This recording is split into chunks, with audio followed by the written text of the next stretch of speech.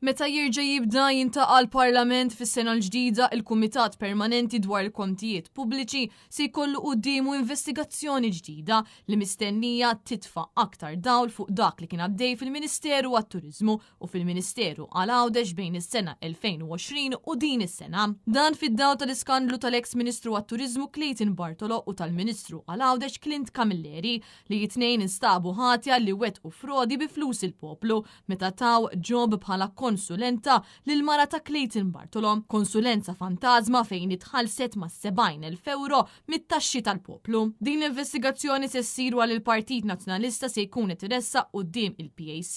ir-rapport li ħareġ l-Awditur Ġenerali f'Novembru li għadda waqt li l-Kumitat se jintalab ukoll jeżamina il-kontijiet tal-awtoritajiet governattivi u entitajiet parastatali li jaqgħu taħt dawn iż-żewġ ministeri għal perjodu ta' 5 snin bejn l-2020 u l-2024.